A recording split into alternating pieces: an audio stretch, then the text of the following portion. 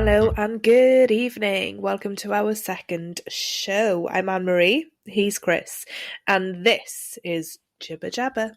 Now, before we start the show, is there anything at all, Chris, anything at all that you want to get off your chest, something that irked you or bamboozled you, or something maybe new that you've learnt? Anything? As you mention it, yeah, there is actually. For all the Twitter users out there, are you a Twitter user? Do you use Twitter? Not really, no. Well, it's not Twitter anymore, it's X. I have heard. It's been rebranded as X, and to be honest, I'm not sure how I feel about this. So I think that's kind of irked me a little bit. It seems, I don't know. I'm used to it being Twitter. It's now X. Maybe am I stuck in my ways? And also, as well, side note, if you can hear scratching, it's the cat trying to get in. Oh. And I'm not being mean, but when I let her in, she then wants to get out. She's she doesn't know where she is today. She's acting peculiar. But yeah, that's one thing that's irked me this week: the rebranding of Twitter with very little notice. Maybe I should get out more. I don't know. Maybe I should get out more. Maybe. And now, a thing that I've learned, and this is all thanks to you, AM, is, now, this is for everyone at home, and I want you all to do this. So grab your phone, grab your laptops, grab your iPads, whatever you've got that accesses the internet, grab it. Go to google.com. Then, in the search bar, type cat. This also works with the word dog. So type cat or dog, enter, touch the paw icon, and then touch any part of the screen. All I'm going to say is, you're welcome. Going to tell us. You're not going to tell us. I'm not. Should I say what it is? Yeah, I'm going to leave you hanging, actually, because I want you all to do it. And then you'll know what I know and what AM knows. And yeah, it'll be like a members only club. We'll all know this. And other people, I'm assuming, may not. And that's it for this week. That's all I want to say. That's it. That's all I want to say. Let's get on with the show. Little question. Little question. Little question. How do you define beauty? So for me, beauty is very much from within. And people always think that I'm absolutely lying about this. People are like, oh no, it has to be a physical thing. And I suppose to a degree, maybe beauty is on the outside to a degree. But I have to say, the more I like who somebody is internally, like whether that's their personality or just whatever they're bringing to the table through them as an individual, like their manner, their ways, it actually makes me think that it makes me feel they're even more beautiful. Does that make sense? Oh, thanks, Chris. Yeah. And I think, beauty standards are insane now, aren't they? Yeah. But for me, it's really about the inside. I think you can tell, for me, actual beauty shines through as opposed to what it is externally. 100%. And I'll be honest with you, Chris, it's not very often you and I agree on things. No, we don't. But on this occasion, I will say I do massively agree with what you're saying. If somebody has shown me kindness in any way, shape or form, if somebody has supported me, particularly through maybe challenging periods in my life, that for me would indicate that person is a very beautiful person. And I do try and, what's that little phrase? Pass it forward? Yeah, pass it forward. Yeah, because beauty is just skin deep, right? Yeah. And I think when you rely heavily on how you look, perhaps, which there are people out there that do, I think that regardless of what you look like, it's going to fade at some point. And I think that's a warning to everyone. You 100%. might look a certain way now, but there's no guarantee that's going to last forever. No, absolutely. So I think it's much not. more important to have beauty on the inside, and that is something that will forever last. Can I go off on a little tangent? Just a little tangent. Yeah. So, we're talking about beauty. Especially back when I was working in retail, we would always be told, smile at people because a smile is catching, the next person will smile, so on and so forth. Okay, fine. But then, like I was just saying, pay it forward. So if somebody does you a good deed, if somebody does something really kind for you, are you then more inclined to pay it forward? Are you more inclined to go and do another good deed? One good turn for another? So. I think so. I think that maybe, especially if it's somebody I know, I'm probably more inclined to want to bat that back to that person. Return the favour. Yeah, like returning to them. I think because I think this is also the other tricky thing about humans is that sometimes when you give out a little too much kindness, some people will take that and use it to their advantage and take advantage of you, you know, Yeah. by your kindness. So I think that's a really difficult one. But if somebody has shown me loyalty or kindness, absolutely you're getting that back. 100%. But I am probably cautious with who that's given to for the reasons of in my experience, people have definitely used that to their gain and have not returned the favor. So I like randomly, not all the time, randomly. I do like to randomly show acts of kindness to complete strangers who I know I will probably never see again. Oh, that's a lovely thing to do. I think, I definitely, if I've, whenever, when I think we've discussed this on the show before previously, where one of my biggest pains in that it really irks me is that we live in a first world country, especially in Britain, and there are people that are homeless. And I understand that it's not as simple as just giving people homes, because it's very, each individual, it's a case by case situation, and it's not quite as simple as that. But it really does bother me that there are homeless people in the UK, and there aren't enough facilities for them. So I, for example, if I've got money on me, I'm giving it with no questions asked. Yeah. But what acts of kindness have you done? Is there anything you can sort of share with us? I'll give you one example. There was, I'm going back a few years ago, coming up to Christmas, and there was a lady outside a well-known supermarket selling Big Issue. It was bitterly cold out. Yeah. Absolutely freezing.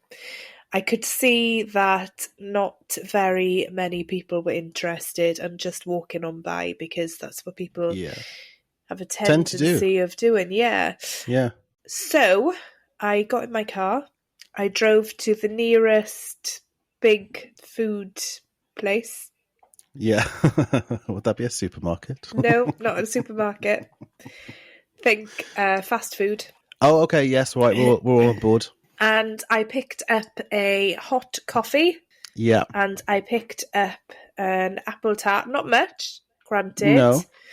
But I drove back. I left her with a hot coffee and a warm apple tart, and I also paid the price of a Big Issue, but didn't take the Big Issue away with me. Now that is a kind of act of kindness. And also you said not much, but the thing is, right, this story always sticks with me. We were in school, and I think it's like a Bible story or some sort of biblical story, I think. But basically there was this guy in this story, and he was incredibly wealthy, and he gave as a donation this box of jewels. And there was a woman who had absolutely nothing. All she had in the world was this pomegranate. And that's what she gave as the donation. And the question then was presented to us, who gave the most? And of course, I think as kids, most people are saying, well, the guy that gave the box of jewels, right? And of course, it's not. It's the woman that gave the pomegranate, because she gave everything she had. He still had lots and lots and lots. So I think even if it is small, it can be big, right? Yeah. And I think that nobody else did that. No. So that's huge. Yeah. So I think we can agree that beauty definitely is from the inside out, right? 100%. That's how we're defining beauty. 100%. And I'm a firm believer of treat people as you wish to be treated. Yes. Yeah, well, quite. But that works both ways. It does. Never have I ever. It's that time again. Never have I ever. Ooh. Oh, never have I ever. Never have I ever practiced dance moves in front of the mirror. Ever. No, never. No. Never done it. You're telling me lies. You're telling me big lies. I literally did it, I think, earlier this week, because I'm working on a new project. And I was making myself chuckle and busting out some moves. I did it all the time. Literally, my entire teenage existence was practicing dance moves in front of the mirror. And I occasionally still do it now. At the minute, I'm working on a project, and that's the reason why. But sometimes I don't even need a reason to do it. I just do it for fun. Because actually, dancing is one of the things that really gets your endorphins going. It's like a really great form of exercise. But also, it just makes me really bloody happy. What about you?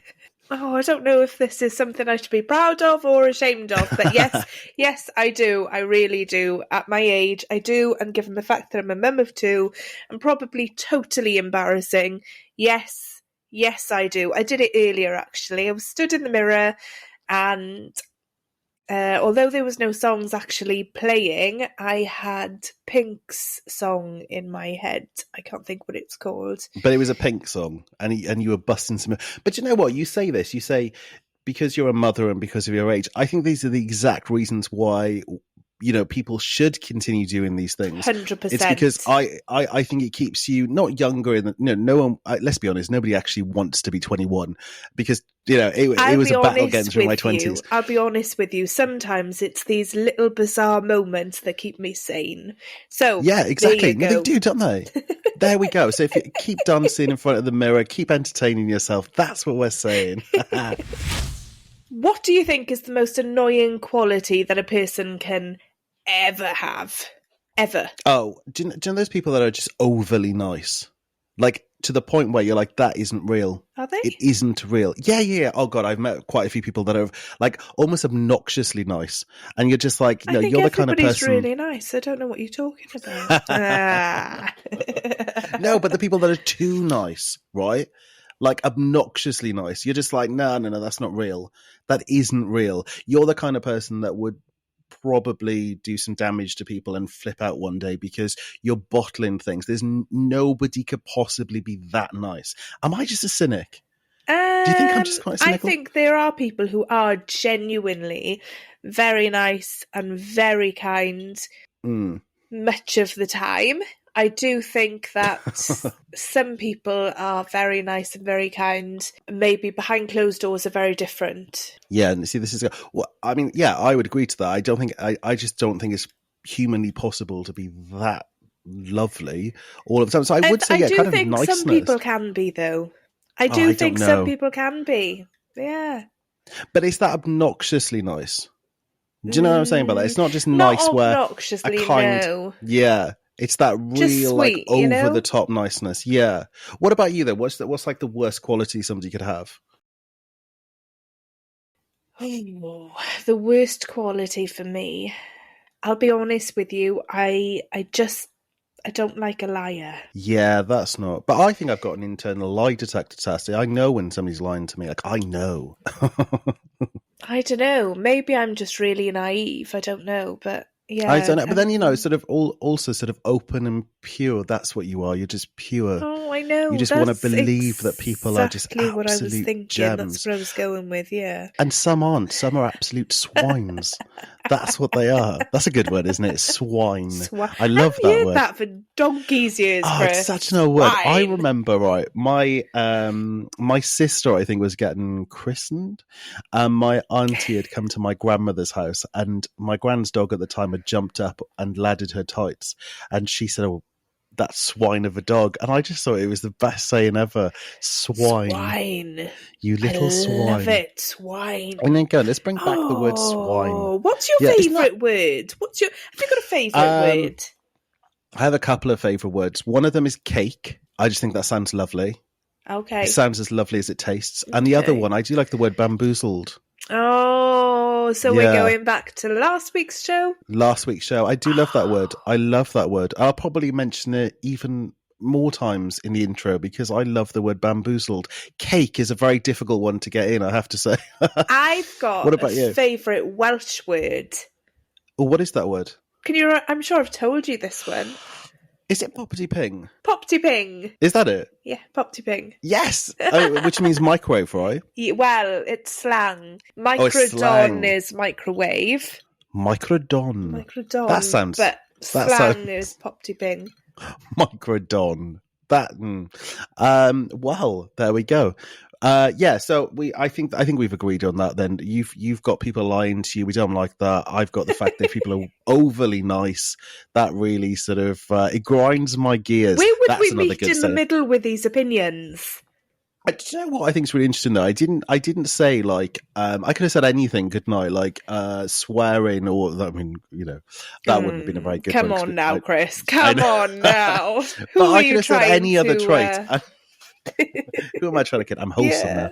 I could have said anything, but I was like, people that are too nice, it just grinds my gears. That's a good saying as well. Well, I'll know not to be too nice then in future. Let's get on with it. Come on, move on. Word of the week. Talking about favourite words. Talking of words. I know. It all links in nicely, all doesn't links it? in. It Oof, does. it's almost like we planned it that way. We didn't know.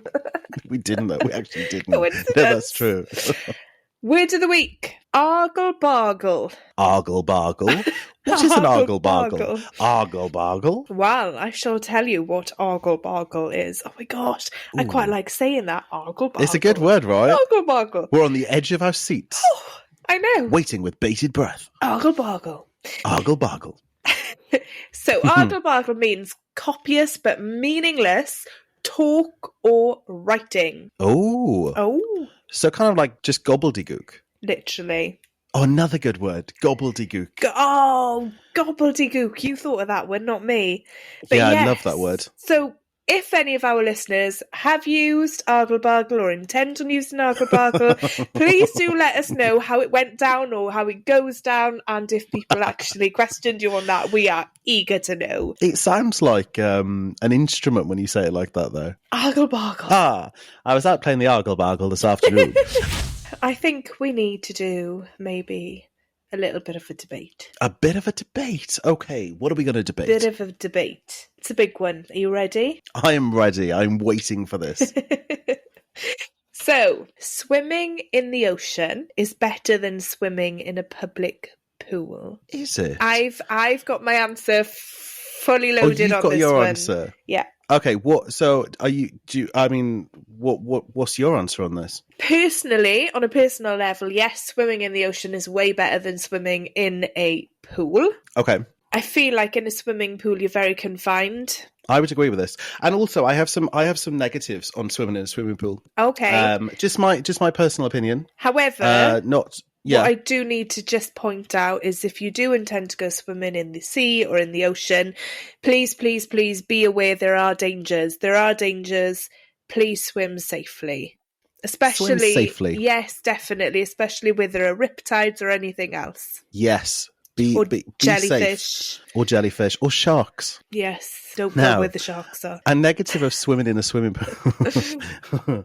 A negative swimming in a swimming pool would be that people pee in pools. It is a well-known problem that a lot of people do have a pee in the water, and this can actually cause some health problems too, like asthma. Wow. And other respiratory problems. And if chlorine drops below a certain level, it might not actually be adequate protection as a disinfectant. I did not know that. Yeah. So, am I not right in thinking, though, that in recent years, they have actually added a substance to a pool so that if somebody does urinate in the pool, you can tell because their urine comes up. Oh, it turns blue. Colour, yeah. Yes, it's blue or purple, something like that. I hear this. I don't know if it's true. Because let's be honest, we've all had a wee in the pool at some point. Obviously as children. Have we? Not as an adult. I have. But do people not do that in the sea? Yeah, they probably do. But I think you accept it a little bit more in the sea, don't you? Because it's just the sea. Well, I'd like to think that somebody wouldn't get into the sea or the ocean next to me and wee away. So do you have any benefits? Do you have any benefits of swimming in the ocean? Any benefits you might have over there? Because I've got a couple of other interesting little facts about why swimming in a pool is potentially not that brilliant. So one of them as well may be many different bacteria and pathogens can be found in the water, even in well chlorinated pools. Some bacteria can still survive.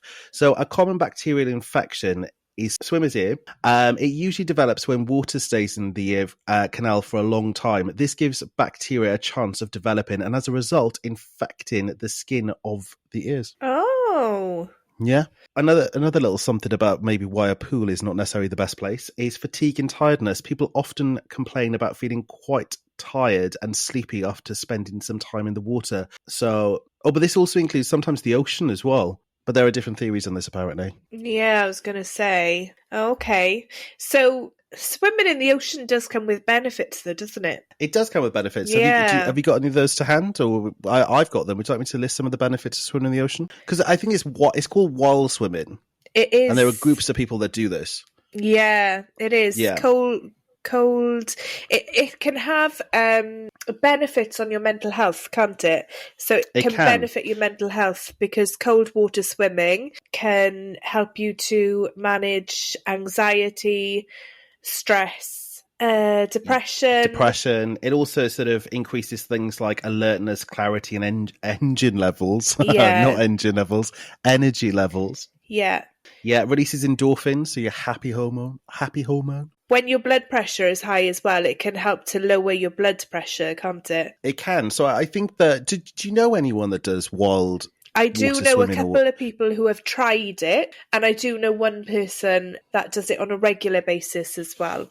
I don't know if it would be for me, I'll be honest with you, because the people that I know that have done it tend to get into the sea very, very early in the morning when it's at its coldest point. Because I'm assuming that's like the best time to do it, right? Well, shock to the system, isn't it? Well, it would be for me to get up that early.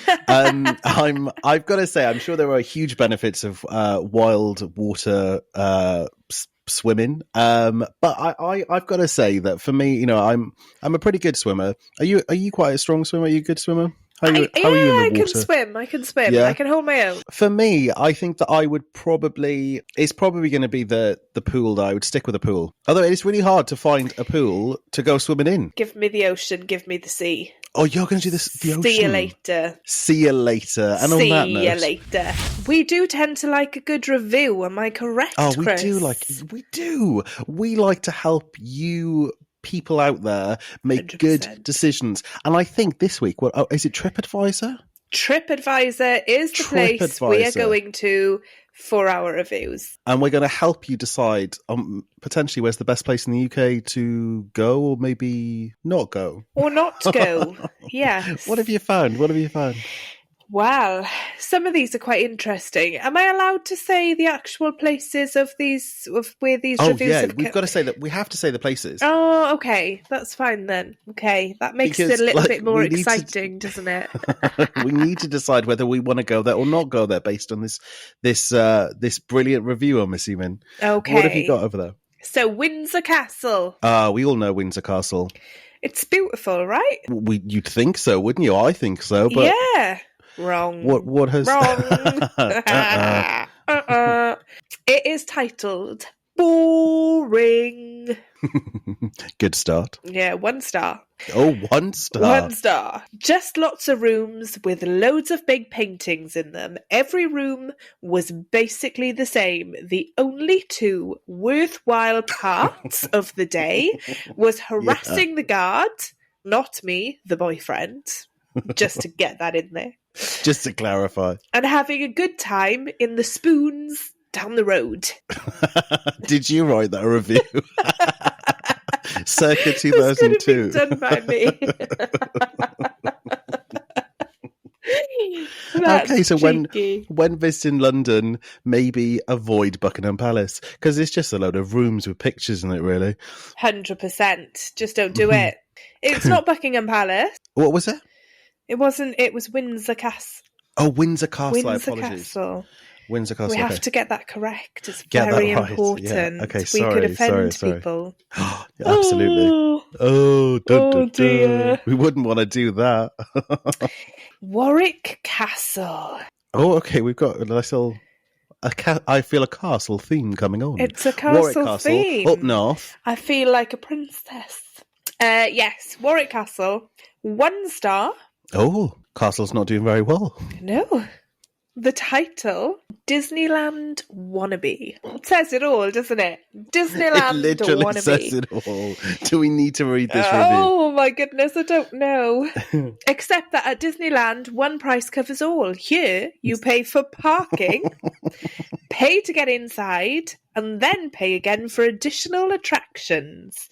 If you enjoy actors in cheap costuming with more flair for theatrics than real history, this place will appeal to you. Yeah, well, what can I say? Work was a bit slow and you take what you can. I mean, it was a job. Also, can I just say, I've never been to Warwick Castle, but I'm assuming it cost a fraction of the price, even with all the little add-ons that Disneyland does. Just guessing. I don't imagine going to Warwick Castle costs quite as much as Disney. Well, I'd like to think it wouldn't. Let's be fair. Let's be honest. The next Where are we one. going next? We are slowly slipping away from castles here.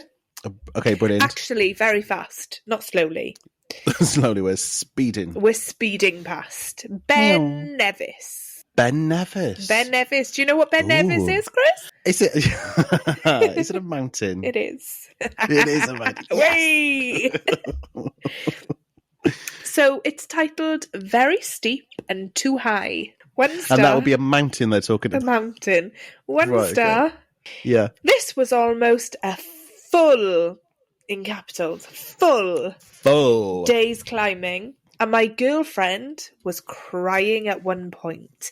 When we did get to the top, there was nothing there. In brackets.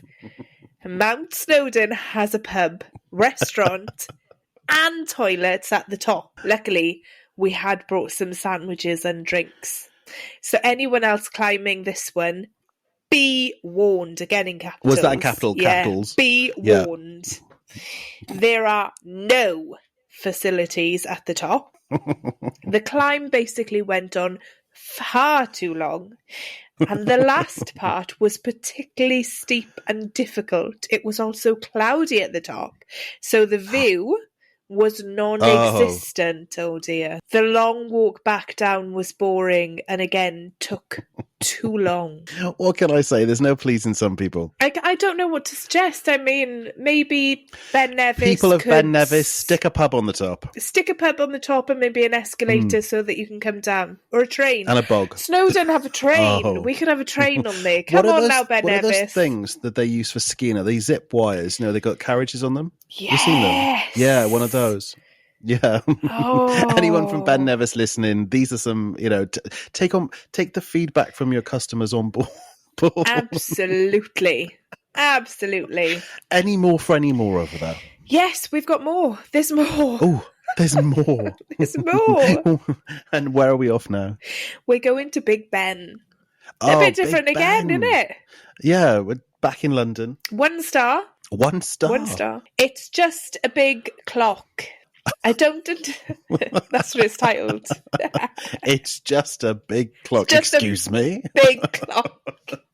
Well, I'd like to think so. That's generally what Big Ben is, right? It's the general idea. Oh, anyway, I don't understand all the hype with this clock. It is literally just a clock. It's going to be a digital one in 30 years anyway. So I'm assuming this reviewer is optimistic, not pessimistic. They see the glass as half full, not empty. We'll take that away from it, yeah. Yeah, you just can't please some people, right? You can't, can you? Wow. There's no pleasing Cracking everybody. Reviews. No, there's not. And according to these people, it's not pleasing any of them. No.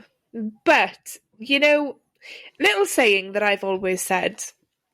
Yeah. Whatever you tend to be doing. Yeah. It is what you make it. I think so. Yeah, it's not where you are. It's what you're doing with it. Absolutely, it's a good little nugget of wisdom. Yeah. God, who'd have thought you had some wisdom to share? But you do. Well done. I have a little bit of wisdom inside of me. A little nugget of information that you could maybe take away from the show is always check the reviews because there's some good detail in there. Yeah. I like this section of the show, this new section. A big fan of it. 100%. I do apologise if you can hear my dog barking in the background. Oh, we've had my cat, your dog. I know. It's like an Animal Farm. It's like Animal Farm. That is the end of the show. I've been Anne-Marie. He has been Chris, and this has been Jibber-Jabber. We'll catch you next week. Bye-bye.